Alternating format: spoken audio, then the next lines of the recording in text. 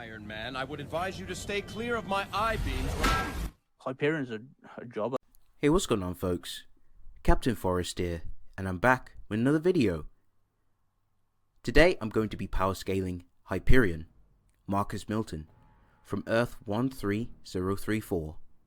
Now, before I get right into the video, I'd like to say a huge shout out to Korin for assisting me with some of the scaling. I highly appreciate it. If you guys would like to take the time to subscribe to Korin, I'll leave a link in the description to his channel, so please go check him out.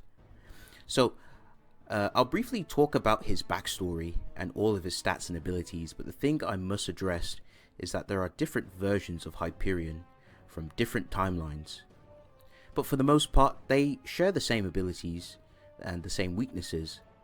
Marcus Milton will be my main focus in this video, but I will be bringing up abilities as I mentioned from other Hyperions, as they all share the same powers and weaknesses, with the exception of some that are weaker and some that are stronger than others.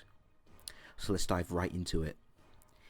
Now, as for the backstory, Marcus Milton, the super being that would become known as Hyperion, came to Earth as a baby. Sent as the only survivor of a race of Eternals from a dying world, a human named Father raised him under the name of Marcus Milton, teaching him the morals of society. As an adult, he became the superhero known as Hyperion and protected the world along a team of superhumans known as the Squadron Supreme. One day, his universe and another started colliding. While he was trying to prevent the destruction of his reality, he was left in the void his destroyed universe once occupied. As the only survivor, floating in nothingness, the group of scientists known as AIM from another universe managed to pull him to their reality.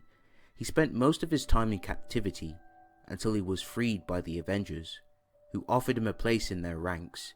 And after working with the Avengers for some time, he would go on to form the team known as Squadron Supreme yet again. That's pretty much it for the backstory for Hyperion. I'm going to go right into the attack potency. So for the attack potency, Hyperion is around low multiversal to multiversal plus. Now, Hyperion's universe that was a part of those universes that were going to be destroyed, Hyperion was trying his best to hold back the collapsing realities, but was unable to, as they collapsed on top of him. But he was able to survive this incursion. This feat would just be bare minimum low multiversal at first glance, but if you look at the context of the incursion feat of Hyperion, tanking two universes, also referred to as realities, it's a lot more impressive than you think.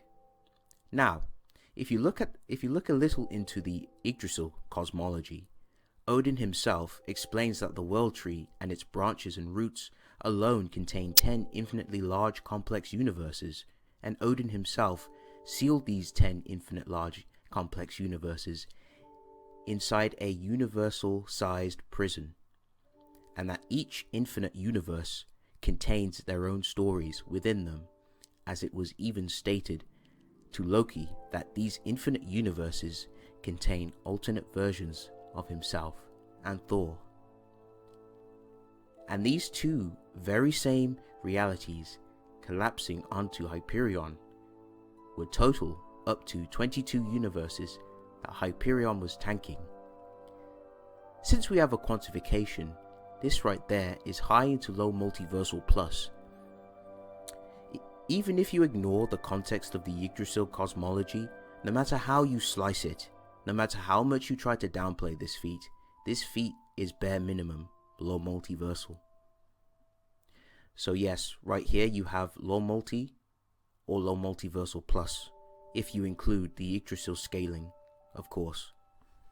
Now, for the multiversal plus arguments, it stems from the Hulk colliding with Ironclad, so that the resulting impact generates a massive force that reverberates across the Crossroads portals, shaking infinite universes in the process.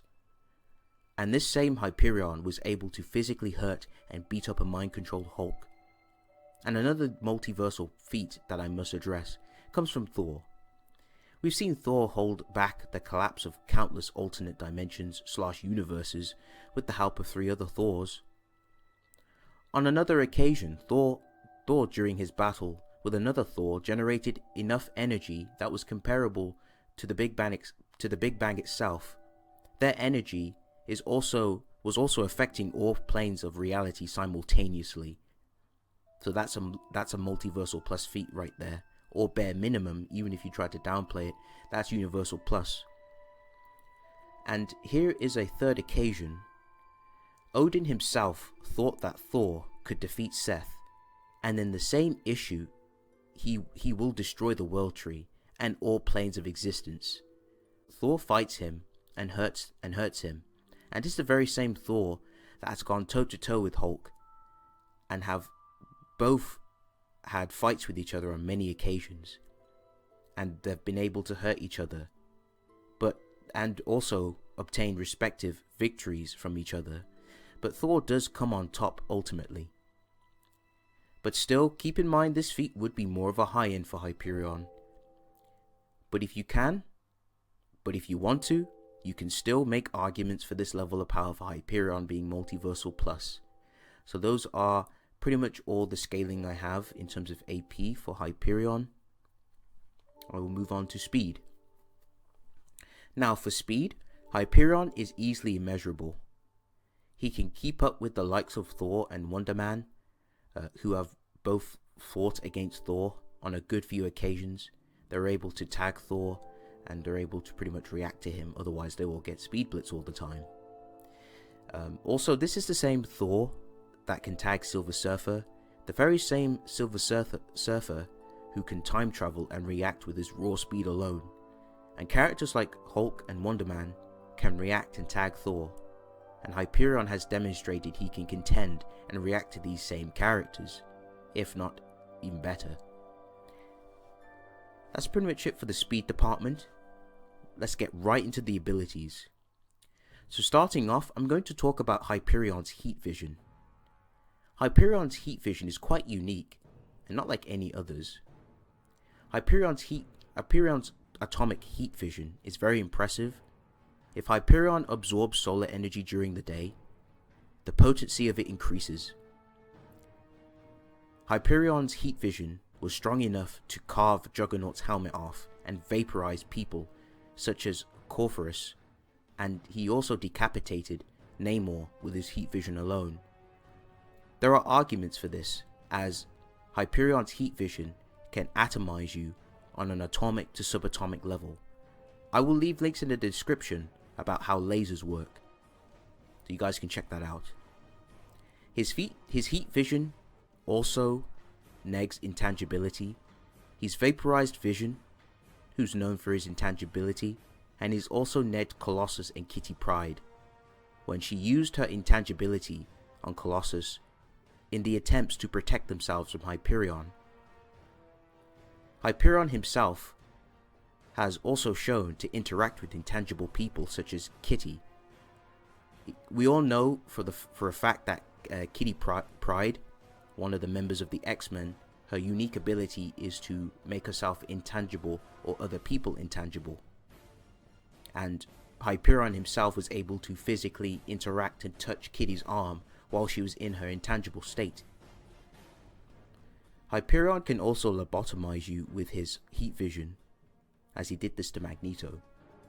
Hyperion is also capable of showing that his heat vision can also be radioactive if he's in a beam struggle too. Next on, Hyperion can also use his ice breath to freeze you, as his ice breath can reach sub-zero temperatures, which is pretty impressive. So he not just has heat vision, he also has ice breath too, which is very impressive. Now, Hyperion is also very well known for his enhanced senses and impressive microscopic vision. He can see all types of DNA and discern the difference of other people's DNA, and can spot DNA even inside a carpet. And his eyes and his eyesight is so sharp. From in the sky, he can see every brick every road sign and people's faces. He can see atoms and electrons orbiting nuclei. He has infrared eyesight. Hyperion also has X-ray vision. He can see through walls. He can see like through objects. So conventional sneak tactics such as smoke grenades, smoke screens, or any type of conventional stealth tactics will not work on Hyperion. It is even revealed in a guidebook that Hyperion can see all forms of the electromagnetic spectrum of radiation and lights that would appear invisible to the naked eye. Hyperion also has photographic memory, and his memories are also stored in light. He can also see from far distances and discern life and objects from 52 miles away. Hyperion's hearing is so sharp, he can hear the cracks of skin cells from his students, dust mites running around in their eyebrows, and hear screams from 18 miles away. He can also hear your pulse. And even while blind, Hyperion was able to rely on his sharp, enhanced hearing to react to a goon being thrown into him. You can also make the argument that Hyperion has energy absorption, as another version of himself has also shown energy absorption by inhaling a dude made out of pure energy, and it's even stated in the guidebook itself that Hyperion can absorb solar energy, and that his heat vision gets amped when absorbing solar energy from the sun. So there is an argument right there. Hyperion can fly into the sky and crash into the ground like a nuke and cause a nuclear explosion with an area of effect. You can argue this to atomize you, and I'll leave that link in the description about nuclear bombs. And Hyperion also has tanked and resisted radiation before, as he even states that radiation emissions feel like a warm breeze to him. Hyperion has also shown great might and resistances. Hyperion has resisted existence erasure. You see, after Hyperion survived 22 universes, or 2 universes depending on the context you want to go off, he was left in a void with nothingness. And the thing is with voids is that they contain properties of existence erasure, as often interacting with a void also causes one to be converted into a void of nothingness. I'll also leave links in the description about how void manipulation works for you guys to check that out too. He's resisted Photon's BFR/spatial manipulation, as Photon was unable to blink Hyperion away, as Hyperion's spatial signature is incorrect. So he was unable to convert it and make him disappear. He's neg teleportation. He can vibrate his whole body, preventing himself from getting blinked away. Hyperion has also resisted mind manipulation, as Hyperion resisted Overmind's mind controlling ray and was able to escape it. He also has poison resistance. He sucked up a poisonous toxic gas and he was just fine. He's immune to magnetism, as Magneto was unable to control Hyperion's body, as Hyperion reveals that his blood contains no iron, so no form of magnetism or magnet control will work on him. Hyperion was able to destroy Taskmaster's sword that was stated to cut through anything, and Hyperion was unfazed when he broke that sword into pieces with his bare hands. Hyperion has also tanked durability negation, as he no-sold a armor-piercing missile and was fine.